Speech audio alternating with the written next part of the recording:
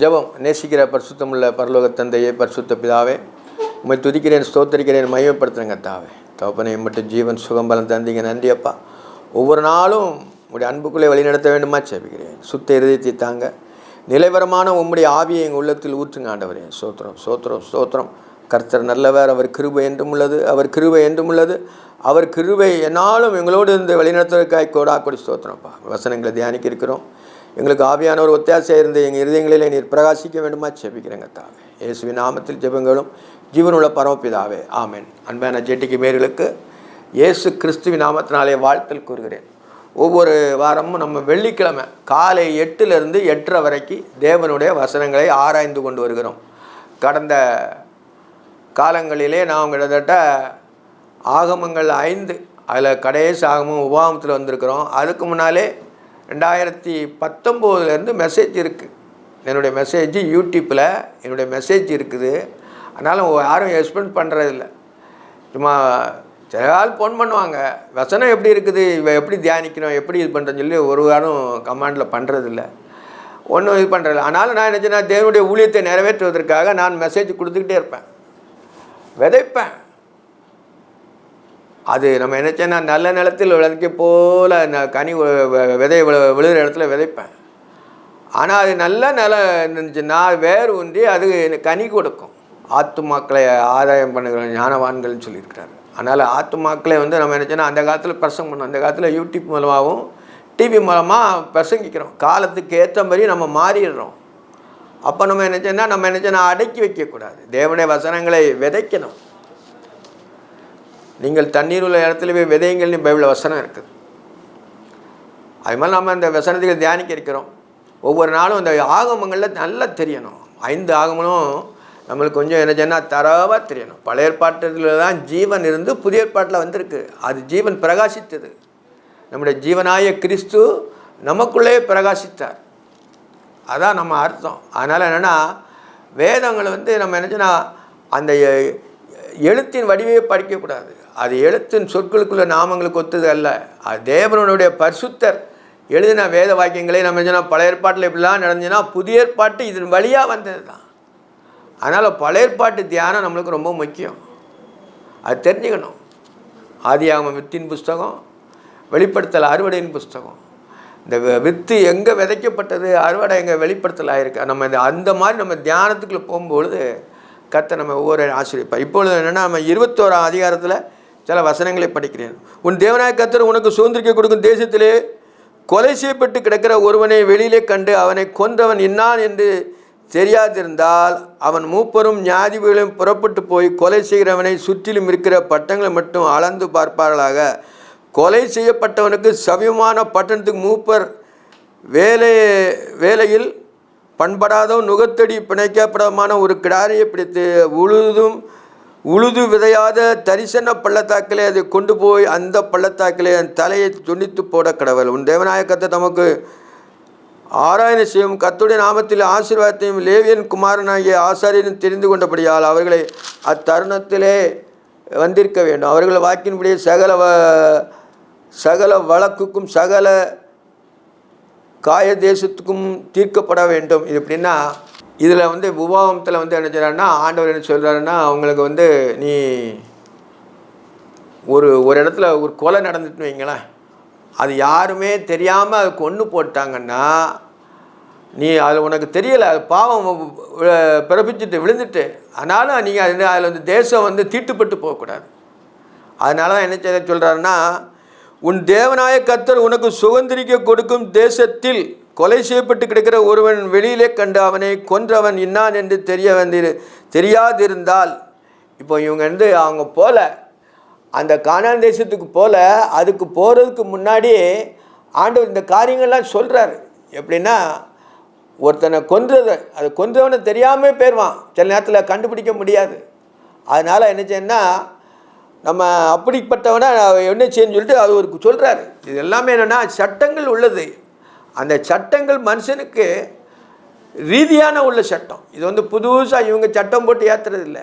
ஆண்டவருக்கு இப்படின்னா இப்படி இருக்கணும் அப்படின்னு ஒரு கட்டளை வச்சுருக்கிறாரு. நீதி எல்லாருக்கும் ஆண்டவர் சுத்த சுவாதீனம் கொடுத்துருக்கிறார். எது தப்பு எது ரைட்டுன்னு அதனுடைய மனதுக்கு தெரியும். நம்ம மனதை நம்மளை குற்றவாளின்னு நிறுத்திக்கூடாது. மனதிலுக்கும் மேலான தேவன். அதனால் அவர் அந்த சுத்த சுவாயமாக சொல்கிறார். எப்படின்னா, உன் தேவனாய கர்த்தர் உனக்கு சுதந்திரிக்க கொடுக்கும் தேசத்தில், சுதந்திரிக்கல கொடுக்கும் தேசத்தில் இந்த மாதிரி காரியம் நடந்துச்சுன்னா அப்படி செய்யணும்னு சொல்கிறார். கொலை செய்யப்பட்டு கிடக்கிற ஒருவனை வெளியிலே கண்டு அவனை கொன்றவன் இன்னான் என்று தெரியாதிருந்தால், அவனை ஒருத்தன் செத்து கிடந்தான்னா அவனை யாரோ கொலை செய்திருப்பாங்க, யாருன்னே உனக்கு தெரியாட்ட என்ன செய்யணும்னா, அவன் மூப்பர் உன் நியாயாதிபதிகளும் புறப்பட்டு போய், மூப்பர் அதாவது அந்த பட்டணத்தில் உள்ள மூப்பர்கள், வயதானவர்கள், நியாயாதிபதிகள், அந்த பாடி அந்த சரீரம் கிடக்க இடத்துல போய் என்ன சொன்னால், நியாயாதிபதிகளும் புறப்பட்டு போய் கொலை செய்யப்பட்டவனை சுற்றிலும் இருக்கும் பட்டணங்களை அளந்து பார்ப்பார்களாக. எப்படின்னா, பட்டணம் சுற்றிலும் இருக்கும். இந்த இடத்துல இங்கே ஒரு பாடியை கொலை பண்ணான்னா எந்த பட்டணம் பக்கத்தில் இருக்குதோ அவன் தான் இதை என்ன செய்யணும், அந்த அந்த அந்த பழியை தீர்க்கணும், அந்த இதை தீர்க்கணும், அந்த அந்த சாபத்தை ஒழிக்கணும். அதுக்கு என்ன சொல்கிறான்னா, சுற்றிலும் இருக்கும் பட்டணங்களை அளந்து பார்ப்பார்களாக. சுற்றிலும் இருக்கும் பட்டணத்தை அளந்து பார்க்கணும். அப்படி அளந்து ஒவ்வொரு பக்கம் எது பக்கத்தில் வருது, எது குறைவான தூரம் இருக்குதோ அப்படி செய்யணும்.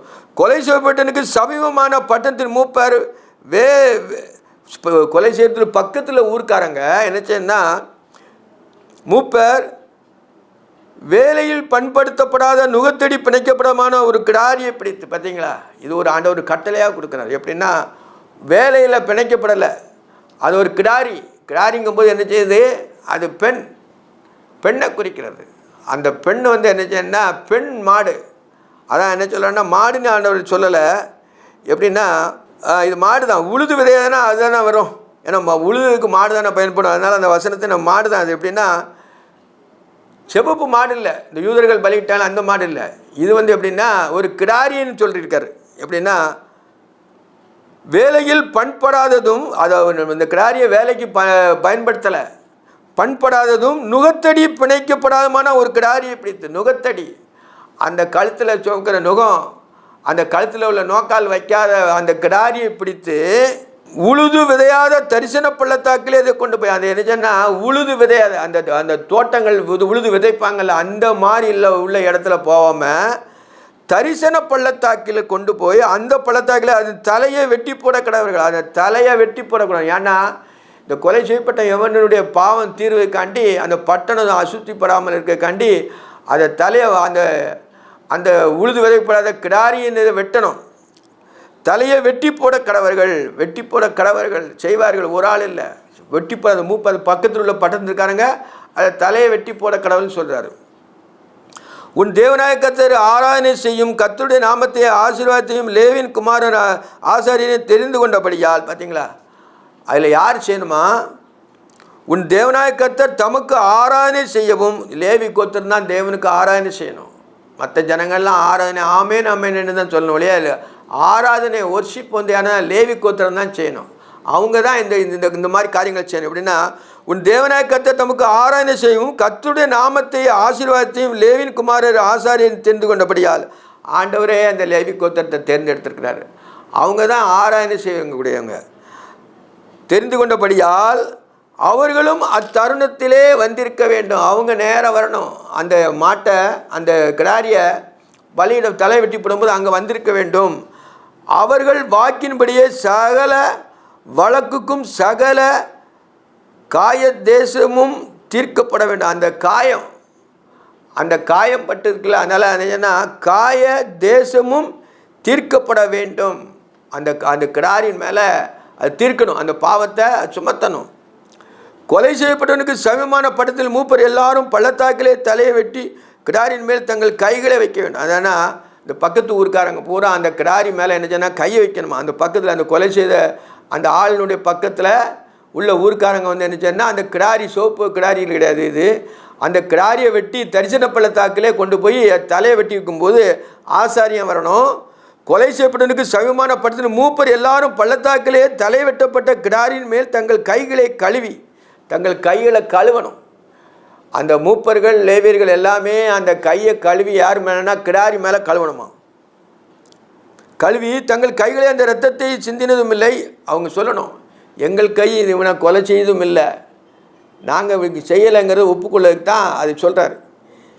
எங்கள் கையில் இந்த இரத்தத்தை சிந்தினதும் இல்லை, எங்கள் கண்கள் இதை கண்டதும் இல்லை. நாங்களும் பார்க்கல, நாங்கள் இரத்தத்தை சிந்தலைன்னு சொல்லி அந்த கிடாரி மேலே அதை கைகளை கழுவணும்னு சொல்கிறார். கர்த்தாவே, நீர் மீட்டு கொண்ட உமது ஜனமாகிய இஸ்ரவேல் மேல் குற்றமில்லாத இரத்த பலியை சுமத்தாமல் உமது ஜனமாகிய இஸ்ரவேலின் மேல் கிருபையாய் இரும் என்று சொல்வார்களாக. பார்த்தீங்களா, எங்கள் மேல் கிருபையாக இருங்க, நாங்கள் இதை கொல்லலை, நாங்கள் இதை இவனை நாங்கள் கொலை பண்ணலை அப்படின்னு சொல்லி கிடாரியை வெட்டி அந்த ஆசாரியர்களும் அந்த மூப்பர்களும் கைகளை அது மேலே கழுவுன்னு சொல்கிறார். எப்படின்னா, உன் ஜனமாகிய இஸ்ரவேல் மேல் கிருபையாக இரும். உம்முடைய ஜனமானு இவங்க ஒப்புக்கொள்கிறாங்க. உம்முடைய ஜனம் என்னுடைய ஜனங்கள், சொந்த ஜனங்கள்னு சொல்கிறாரு. அப்போ எவ்வளவுமே அவங்க மேலே அன்பு வச்சுருக்கார் பார்த்தீங்களா. கிருபையாக இரும், கிருபை இரக்கம் அப்படி சொல்கிறார். நீதியாக இருன்னு சொல்லலை, இரக்கமாக இருன்னு சொல்லி அவ்வளோ ஜோமனன்னு சொல்கிறார். இரக்கமாயிரும் என்று சொல்வார்களாக. அப்பொழுது இரத்தப்பழி அவளுக்கு நிவர்த்தி ஆகும். அந்த அவனை கொன்னனுடைய இரத்தப்பழி இந்த கிடாரி மேலாம யாருன்னு தெரியாது, அது மூலமாக நிவர்த்தி ஆகும். அதை பாராமல் விட்டுட்டு போகக்கூடாது அப்படின்னு சொல்கிறார். பழைய ஏற்பாட்டில் ஒரு காரியம் ஆண்டவர் சொல்கிறாருன்னா புதிய ஏற்பாட்டில் எவ்வளோ முக்கியம் தெரியுமா?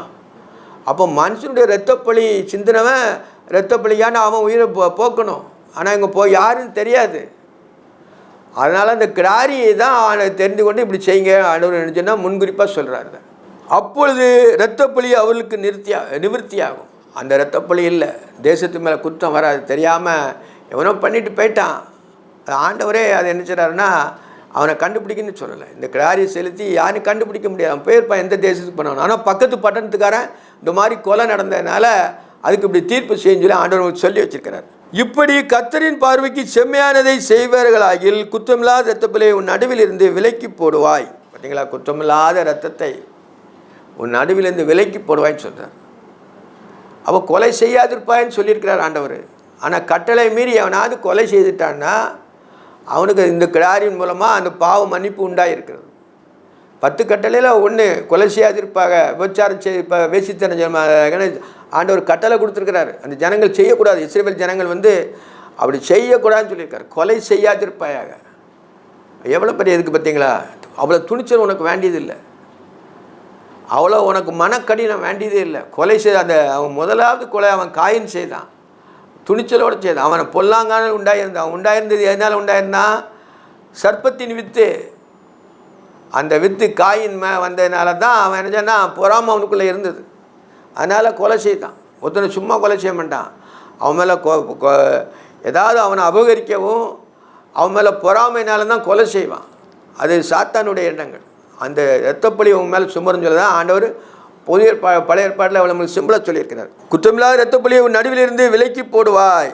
நீ உன் சத்துருக்கு எதிராக யுத்தத்துக்கு புறப்படும் போது உன் தேவனாய கர்த்தர் உனக்கு கையிலே ஒப்பு கொடுக்கிற அவர்களை சிறுபிடித்து கொண்டு வந்து. பார்த்தீங்களா, அவங்க சத்துருக்களை சிறடிக்கும் பொழுது அவங்க என்னச்சானா பட்டணத்தை பிடிக்கும் பொழுது என்னச்சானா நீ என்ன சொல்கிறாருன்னா சிறைப்பிடித்து கொண்டு வந்து சிறைகளில் ரூபதியான ஒரு ஸ்திரியை கண்டு அவளை விவாகம் பண்ண விரும்பி அவளை தன் வீட்டுக்கு அழைத்து கொண்டு போயானால் அவன் தன் தலையை சிரைத்து தன் நகங்களை களைந்து போட்டு சிறையிருப்பின் வஸ்திரத்தை நீக்கி தன் வீட்டிலிருந்த ஒரு மாம்சம் மட்டும் தகப்பனின் தாயை நினைத்து கொண்டு துக்கம் கொண்டாட கிளவர். பின்பு அவளோட சேர்ந்து அவளுக்கு புருஷனாயிரு, அவள் உனக்கு மனைவியாக இருப்பாள். இதில் ஒரு ஆண்டவர் என்ன சொல்லாருன்னா, ஒரு ஸ்திரீ ஒரு பட்டணத்தை பிடிக்கும் பொழுது அங்கே ஒரு அழகுள்ள ரூபவதியான ஒரு ஸ்திரியை பிடித்து கொண்டு வந்து அவளை நம்ம கல்யாணம் பண்ணிக்கலாம்னு சொல்லிட்டு கொண்டு வரும்பொழுது நீ உன் இஷ்டத்துக்கு செஞ்சிடக்கூடாது.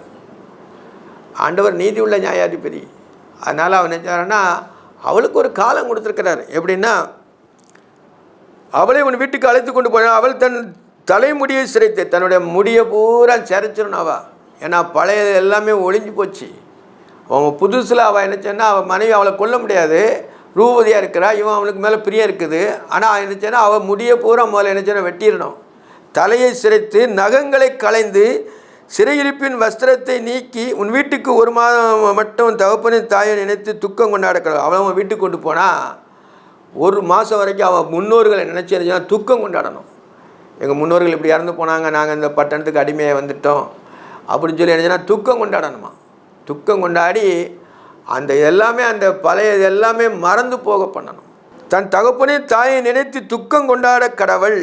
அதன் பின்பு அவளோட சேர்ந்து அவளுக்கு புருஷனாயிரு. நீ அதுக்கு பிறகு 1 மாதம் கழிச்சு 30 நாளைக்கு பிறகு தான் நீ அதுக்கு பிறகு தான் அவனுக்கு புருஷனாக இருக்கணும். அதுக்கு முன்னால் அவளை நீ அவளை தொடக்கூடாது அப்படின்னு ஆண்டவர் கண்டிப்பாக சொல்கிறார். ஏன்னா அது அஞ்ஞான மார்க்கத்தை செய்வாங்க. ஆனால் கர்த்தருடைய பிள்ளைகள் இஸ்ரவேல் கோத்திரத்தார் அந்த மாதிரி பாவங்களுக்கு உட்படக்கூடாது. அப்படிங்கிறனால ஒரு தெளிவான இதை கொடுக்குறார் ஆண்டவர். பார்த்தீங்களா, ஆண்டவர் தேவன் நீதி உள்ள நியாயாதிபதி.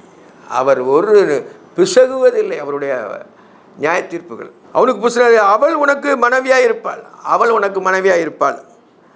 அவள் மேல் உனக்கு பிரியமில்லாமல் போனால் நீ அவளை பணத்துக்கு விற்காமல் அவளை தன் இஷ்டப்படி போக விடலாம். நீ அவளை தாழ்மைப்படுத்தினபடினா அவள் ஆதாயம் பெறும்படி அவளை தேட வேண்டாம். அவள் உனக்கு இஷ்டம் இல்லை, அவளோட சேர்ந்து வாழ்கிறான். ஆனாலும் இஷ்டம் இல்லாமல் போகும்போது அவளை நீ அவள் இஷ்டத்துக்கு நீ அவளை விட்டுரு. அவளால் என்ன செய்யணும்னா நீ அவளை தாழ்மைப்படுத்தினபடியால், நீ அவளை இப்படி தாழ்மைப்படுத்தினபடியால் அவளாலே ஆதாயம் பெறுபடி தேட வேண்டாம். அவளை பணத்துக்கு கூட விற்கக்கூடாதுன்னு சொல்கிறார். அவளை அடுத்தவனுக்கு பணத்தை வாங்கிட்டு கூட அவளை கட்டி கொடுக்கக்கூடாது, அவளை தள்ளிவிடக்கூடாது. அதான் நீ அவளை பணத்துக்கு விற்காமல் அவளை தன் இஷ்டப்படி போக விடலாம். நீ அவளை தாழ்மைப்படுத்துகிறபடியால் அவளாலே ஆதாயம் பெறும்படி தேட வேண்டாம். அவளால் நீ உனக்கு ஒன்றுமே தேட வேண்டாம்.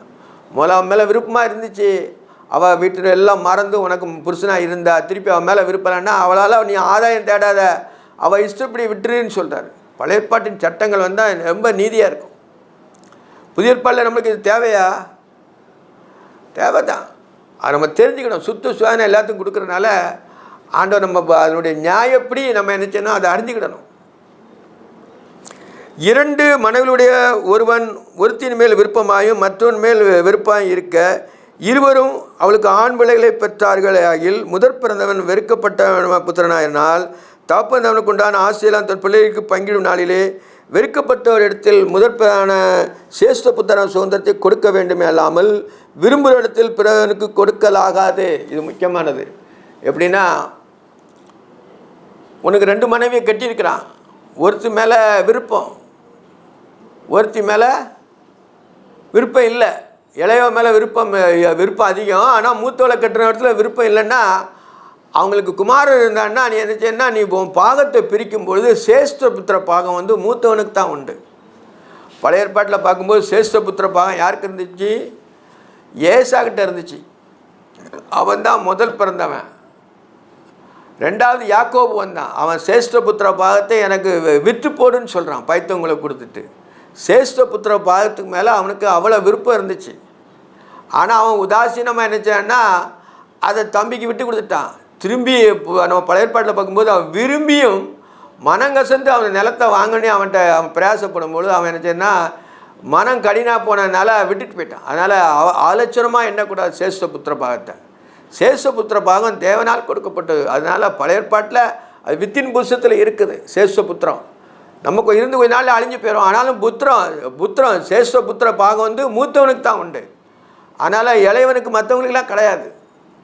அதான் யாக்கோபு பழைய ஏற்பாட்டிலே ஆண்டவர் நீதி எழுதி வச்சிருக்கிறார். எப்படின்னா 2 மனைவியுடைய ஒருத்தின் மேல் விருப்பாயும் மற்றொரு மேல் வெறுப்பாயும் இருக்க இருவரும் அவர் பிள்ளைகளுக்கு பெற்றார்கள் ஆகில் 2 பேருமே பிள்ளை பெற்றிருக்காங்க. விரும்பினவன்ட்டையும் பிள்ளை பெற்றிருக்கிறான், விரும்பாதவன்ட்டையும் பிள்ளை பெற்றிருக்கிறான். அந்த ரேகால் மாதிரி அதே மாதிரி இருக்கும்பொழுது என்ன சொன்னால் ஒரு சேஷ்ட புத்திர பாகம் ரூபனுக்கு தான் உண்டு, முதல் பிறந்தவன். ஆனாலும் எல்லாருக்கும் ஆண்டவர் புதிய ஏற்பாடுகளில் அந்த யாக்கோபு பங்கிட்டு கொடுத்தான். எல்லாம் ஓமைகளாக சொல்லி அது 10 பேர் அழைச்சி யாக்கோபு என்ன சொன்னால் ஒவ்வொருத்தருக்கா ஈசாக்கு பங்கிட்டு கொடுத்தான். யாக்கோபு அவங்க இஸ்ரவேல் கோத்திரங்களுக்கு அதை பங்குவிட்டு கொடுத்தான். இதில் எப்படின்னா முதற் பிறந்தவன் வெறுக்கப்பட்டவனும் புத்திரனாயும் தகப்பன் தனக்கு உண்டான ஆசைகளும் பிள்ளைகளுக்கு பங்கிட்டு நாளில் பிள்ளைகளுக்கு பங்கிட்டும் நாளில் போட்டிருக்கு. வெறுக்கப்பட்ட இடத்தில் முதல் பிறந்தவனுக்கு சேஷ்ட புத்திர சுதந்திரத்தை கொடுக்க வேண்டும் அல்லாமல் விரும்புகிற இடத்தில் பிறந்தவனுக்கு கொடுக்கலாகாது. இளையதை இன்னொருத்தியை விரும்புகிறவர்கிட்ட அவருடைய புத்திரனுக்கு கொடுக்கக்கூடாது. நீதியின்படி நடக்கணும். முதல் வித்து தான் என்ன செய்யணும்னா நீதியின்படி நடக்கும். அதனால தான் சேஷ்ட புத்திர தான் அவனுக்கு உள்ளது. விரும்பாத இடத்தில் பிறந்த பிள்ளைக்கு தான் சேஷ்ட புத்திர பாகம். நீ இவன்கிட்ட விரும்பிட்டா இவன் பிள்ளைக்கு கொடுப்பேன்லாம் அப்படி கொடுக்கக்கூடாதுன்னு பைபிளில் போட்டிருக்கு. விரும்புகிற இடத்தில் பிறந்தவனுக்கு கொடுக்கலாகாது. வெறுக்கப்பட்டவரிடத்தில் பிறந்தவன் சேஷ்ட புத்திரனாக அங்கீகரித்து தனக்கு உண்டான ஆசையெல்லாம் 2 பங்காக அவனுக்கு கொடுக்க வேண்டும். அவன் தன் 2 பங்கு கொடுக்கணும். அதாவது பங்கு உண்டு, ஆனால் சேஷ்ட புத்திர பாகம் மூத்தவனுக்கு தான். அதில் 2 பங்கு பிரிக்கும்போது இவனுக்கு 2 பங்கு கொடுக்கணும்னு போட்டிருக்கு. 2 பங்கை அவனுக்கு கொடுக்க வேண்டும். அவன் தன் தகப்பனுடைய முதல் பலனின் சேஷ்ட புத்திர சுதந்திரம் அவனுக்கே உரியது. சேஷ்ட புத்திர பாகம் அவனுக்கே உரியதுன்னு சொல்லியிருக்கு. தன் தகப்பன் சொல்லையும் தன் தாயின் சொல்லையும் அடுத்தாளன்னு சொல்கிறார். அப்படின்னா தன் தகப்பன் சொல்லையும் தன் தாயின் சொல்லை கலாமல் அவர்களுக்கு கண்டிக்கப்பட்டும் அவர்களுக்கு கீழ்ப்படியாமல் ஒரு அடங்காத துஷ்ட பிள்ளைகளுக்கு ஒருவன் இருந்தால் அவன் தகப்பனும் அவன் தாயும் அவனை பிடித்து அவன் இருக்கும் பட்டணத்தின் மூப்பிடத்தில் அவ்விடத்திலே வாசலுக்கு அவனை கொண்டு போய், என் மகனாய இவன் அடங்காதவனும் துஷ்டனுமாயிருக்கிறான், இவன் எங்கள் சொல்லை கேளான், பெருந்தீனிக்காரனும் குடியனுமாயிருக்கிறான் என்று பட்டணத்தின் மூப்பர்களை சொல்வார்களாக. அதாவது ஒரு வீட்டில் பிள்ளை பிறந்திருக்கும் போது அவன் பெருந்தீனிக்காரனாக இருப்பான், எப்பொழுதும் தின்னுக்கிட்டே இருப்பான், துஷ்டனாக இருப்பான். தகப்பனுடைய ஆஸ்தியை என்னச்சேன்னா அழித்து போடுற மாதிரி இருக்கிறவன என்னச்சேன்னா அவன் தகப்பன் தாயும் அவனை பிடித்து அவன் பட்டணத்து மூப்பிடத்தில் அவ்விடத்திலே வாசலுக்கு அவனை கொண்டு போய், அவன் பட்டணத்தின் மூப்பர்கள் இருப்பாங்க வாசலில், அவங்க இடத்துல அவனை பிடிச்சு கொண்டு போனோம் தன்னுடைய பிள்ளைய. அப்போ எவ்வளோ துஷ்டம் பண்ணியிருப்பான் பார்த்தீங்களா? தாயும் தப்பனும் அப்படி பிடிச்சு கொண்டு போகிறாங்கன்னா இவன் எவ்வளவு அநியாய அக்கிரமங்கள் பண்ணியிருப்பான், துஷ்டன்னு சொல்லியிருக்கு. அதெல்லாம் நடக்கலை. ஆனாலும் ஆண்டவர் முன்கூட்டியே இந்த காரியங்கள் எல்லாம் சொல்கிறார். இது எல்லாமே நீ கற்றுக்க, உன் மனசில் வச்சுக்க, உன்னை நீதி தேவ நீதி இதயத்தில் இருக்கட்டும் அப்படிங்கக்கான்னு சொல்கிறார். பட்டணத்தில் மூப்பருடைய சொல்வார்களாக. அப்பொழுது அவன் சாகும்படி அந்த பட்டணத்தின் மனிதரெல்லாம் அவன் மேல் கல்லெறிய கடவர்கள். பார்த்தீங்களா எவ்வளோ பெரிய இது பார்த்தீங்களா? எல்லாமே அந்த பட்டணத்தின் மூப்பர்களை அவங்க என்ன சொன்னா, எங்கள் மகனாய் இவன் அடங்காத துஷ்டமாக இருக்கிறான், எங்கள் சொல்லை கேளான், பெருந்தினிக்காரனும் குடியனுமாக இருக்கிறான் என்று பட்டணத்து மூப்பரோடு சொல்வார்களாக. பட்டணத்தின் மூப்பரோடு சொல்லணும். எதுக்கு இவன் நாங்கள் கொண்டு வந்திருக்கேன்னா, இவன் துஷ்டன், இவன் தீங்கு செய்கிறான், கொலை பண்ணுறான், இது பண்ணுறான், அது செய்கிறான், இது செய்கிறான்னு சொல்கிறான், துஷ்டனாக இருக்குன்னு சொல்லி சொல்லுறான். அப்பொழுது அவன் சாகும்படி பட்டணத்து மனிதரெல்லாம் அவன் மேலே கல்லெறிய கடவர்கள். அவன் சாகும்படி பட்டணத்தின் மூப்பர்கள் எல்லாம் அவன் மேலே கல்லெறியன்னு சொல்லியிருக்கு. எவ்வளோ நீதி பார்த்தீங்களா? அப்போ இவங்க எவ்வளோ கடினம் இருந்தால் தாய் தகப்பன் மாதிரி அப்படி செய்வாங்க மனிதன் தன்னுடைய பிள்ளை மேலே. அப்படி துஷ்டனாக இருக்கக்கூடாது. இந்த உலகத்தில் துஷ்டன் தீங்கு நாளுக்காக துன்மார்க்கன் உண்டாக்கப்பட்டான்னு சொல்லியிருக்காரு. அதனால் என்ன செய்யணும்னா அவன் அழிஞ்சு போவான். ஆனாலும் நம்ம தாயின் தகப்பனுக்கு என்ன செய்யணும், நம்ம கனமாக இருக்கணும்னா அவருக்கேற்ற நீதி நம்மக்கிட்ட, தேவனுக்குள்ள நீதி நம்மக்கிட்டே காணப்பட வேண்டும்னு அர்த்தம். அப்படி அவன்கிட்ட தேவநீதி இல்லாதனால தான் அவன் துஷ்டனாக இருக்கிறான், எல்லா அக்கிரமங்களும் செய்தான். அதான் தாய் தகப்பனுக்கு கடினத்து நிமித்தம் அங்கே கொண்டு போகிறாங்க மூப்பரிடத்தில். அப்பொழுது அவன் சாகும்படியான பட்டணத்து மனிதரெல்லாம் அவன் மேல் கல்லெறிய கடவர்கள். இப்படியே தீமை உன் நடுவிலிருந்து விலக்கி போட வேண்டும். இப்படி தீமையான துன்மார்க்கன் மற்ற காரியங்கள் நினைச்சோன்னா உன் நடுவிலிருந்து நீக்கி போட வேண்டும். இஸ்ரவேல் எல்லாரும் அதை கேட்டு பயப்படுவார்கள். இது இப்படி செஞ்சு நடந்துச்சுன்னா இஸ்ரவேல் மற்ற ஜனங்கள் நினைச்சோன்னா பயம் இருக்கும். நம்ம துன்மார்க்கமாக ஜீவிக்கக்கூடாது, துஷ்டனாக இருக்கக்கூடாது, தேவனுக்கு பிரியமில்லாதவனாக இருக்கக்கூடாதுன்னு சொல்லினா அந்த இஸ்ரவேலுக்கு மற்றவங்களுக்கு பயம் உண்டாக்கும். அதனால தான் இவனுக்கே இந்த கதினா நம்மளுக்கு இந்த கதி வரும்னு சொல்லிட்டு பயம். ஒரு பாவம் செய்த ஆத்மா தான் பயப்படும், நீதி செய்வன் பயப்பட வேண்டிய தேவையே கிடையாது. அதனால் என்ன செய்ய, பாவம் செய்கிற ஆத்மா சாகும். அதனால் அந்த சாவு அவனுக்கு வந்துட்டு நம்ம அப்படி இருக்கக்கூடாதுக்காண்டி ஆண்டவர் அப்படி எழுதுறார். இஸ்ரவேலர் எல்லாரும் அதை கேட்டு பயப்படுவார்கள். கொலை செய்யப்பட்ட ஒருவன் மேல் சாவுக்கு பாத்திரமான பாவம் உண்டென்றிருக்க அவனை கொலை செய்யும்படி மரத்திலே தூக்கி போடுவானாயினில் இரவிலே அவன் பிரேதம் மரத்திலே தொங்கல் ஆகாது, அந்நாளில் தானே அதை அடக்கம் பண்ண வேண்டும்.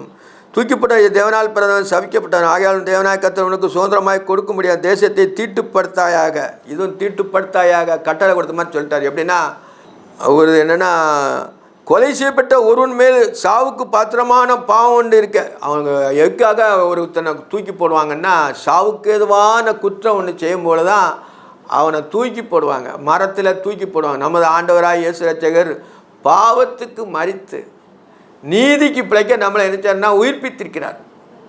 பாவத்துக்கு மரித்து மனுஷன் செய்த தப்பிதங்களை அனைத்தும் அவரே சுமந்து தீர்த்தார். அதுக்கு உள்ளே இருக்குது, வசனத்துக்குள்ளே வசனம் இருக்குது. அதனால் என்ன சொல்றேன்னா, சாவுக்கு பாத்திரமான பாவம் உண்டு அவனை கொலை செய்யும்படி மரத்திலே தூக்கி போடுவாயானால், மரத்தில் தூக்கி போட்டாயானால் இரவிலே அவன் பிரேதம் மரத்திலே தொங்கலாகாது. பார்த்தீங்களா, ராத்திரி அங்கே தொங்கிட்டு கிடக்கக்கூடாது. மரத்தில் தூக்கிப்பட்டவனுக்கு என்ன சொன்னால் ராத்திரி தொங்கக்கூடாது, அதுக்குள்ளே என்ன சொன்னால் அடக்கம் பண்ணிடணும். நம்ம ஆண்டவராக இயேசு கிறிஸ்து கூட 3 மணி நேரம் தான் சிலுவையிலே தொங்கினார். அவர் இறந்த உடனே இத்தனை சீக்கிரமாக இறந்து போனாருன்னு பிலாத்து அறிந்து அதை என்ன சொன்னால் அவனை அடக்கம் பண்ணுவதற்கு அரிமத்தியன் யூராகிய யோசேப்பு இடத்துல கூட பாடியை இறக்கி அடக்கம் பண்ணார். அப்போ பழைய ஏற்பாட்டினுடைய நீதி அதில் நிறைவேறுது. அவர் நமக்காக சாபமானார். பாவம் அறியாத அவரை நமக்காக சாபமாக்கினார் இருக்கு. நமக்காக சாபமானார். பாவம் அறியல ஆண்டவர். நம்ம ஆண்டவராக இயேசு வச்சு பாவனா என்னன்னு தெரியாது. அவர் தெய்வத்துவத்தில் பிறந்தவர் தேவன். அவர் தேவத்தினுடைய தன்மைகள் அவர்கிட்ட பாவம் அறியாத அவர். பாவம்னா அவர்கிட்ட கிடையாது. எங்களில் ஒரு யார் என்னை குற்றப்படுத்தக்கூடும் சொல்லுவார். ஒருத்தர் சொல்ல முடியாது. நமக்காக பாவமானார், மாக்கினார். அப்போ நமக்காக அவர் என்ன செய்யறன்னா அவர் இரத்தத்தை சிந்தி அந்த பாவ மன்னிப்பை மீட்பை நமக்கு உண்டு பண்ண உயிர்த்தெழுதினால நம்மளுக்கு மீட்பை உண்டு பண்ணினார். இப்படி ஒவ்வொரு இருதயங்களிலும் ஆண்டவர் நினைச்சாருன்னா வாசம் பண்ணுகிறார். இரவிலே அவன் பிரேதம் மரத்திலே தொங்கலாகாது, அந்நாளில் தானே அதை அடக்கம் பண்ண வேண்டும். அந்நாளிலே அடக்கம் பண்ணின்னு சொன்னார். இரவில் இருக்கக்கூடாதுன்னு சொன்னார். மரத்தில் தூக்கிப்பட்டவனை தேவனால் சவிக்கப்பட்டவன் ஆகையால் உன் தேவனாய கர்த்தர் உனக்கு சுதந்திரமாய் கொடுக்குற தேசத்தை தீட்டுப்படுத்தாயாக. அந்த தேசத்தை தீட்டுப்படுத்தக்கூடாதுன்னு சொல்லிட்டு பழைய ஏற்பாட்டில் ஆண்டவர் போதிச்சார். அப்போ இந்த எல்லாமே என்னென்னா உள்ளில் உள்ள எல்லாமே வசனத்துக்குள்ளே அந்த எல்லாமே மறைஞ்சிருக்கிறது.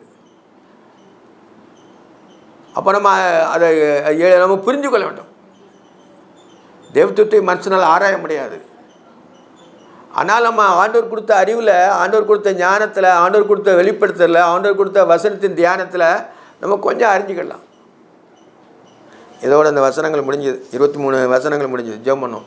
நேசிக்கிற பரிசுத்தமுள்ள பரலோக தந்தையே, பரிசுத்த பிதாவே, பழைய ஏற்பாட்டிலே ஆண்டவரே, முற்காலத்திலே ஆண்டவரே, 6000 வருஷத்துக்கு முன்னால் ஆண்டவரே நீர் செய்த நீதி ஆண்டவரே, நீர் செய்த வசனங்கள், நீர் கற்பித்த வசனங்கள் இஸ்ரவேல் ஜனங்களுக்கு கற்பித்தீர் ஆண்டவரே. ஆனால் புதிய ஏற்பாட்டில் அது எவ்வளவு நீதியாக இருக்குதுப்பா. சோத்திரம் சோத்திரம் சோத்திரம் சோத்திரம். ஒவ்வொரு பிள்ளைகளை நீங்கள் ஆசீர்வதிங்க, வழி நடத்துங்க, குறைகள் குற்றங்கள் எல்லாவற்றையும் மன்னிங்க ஆண்டவரே. இந்த வசனங்கள் எங்களுக்கு கால்களுக்கு தீபம், பாதைக்கு வெளிச்சமாக இருப்பதற்காக நன்றி அப்பா. சோத்திரம் சோத்திரம். உலக வாழ்க்கையிலே நாங்கள் கடந்து செல்வதற்கு உங்களுடைய வசனம் எங்களுக்கு வெளிச்சமாக இருந்து பாதைக்கு வெளிச்சமாக எங்களுக்கு இருக்க வேண்டுமா ஜெபிக்கிறேங்க தாவே. சோத்திரம். சுத்த இருதயத்தை கொடுங்க, நிலவரமான உங்களுடைய ஆவியை ஒவ்வொரு பிள்ளைங்கள இருதயத்தில் ஊற்றுங்கப்பா. சரீரத்துக்கு வேண்டிய பலத்தை கொடுங்க, ஆவியில் உற்சாகத்தை கொடுங்க, ஆத்துமாவிலே தைரியத்தை கொடுங்க. எல்லாவற்றையும் இயேசு கிறிஸ்து நாமத்தில் ஜெபங்களும் ஜீவனுள்ள பரமபிதாவே. ஆமென்.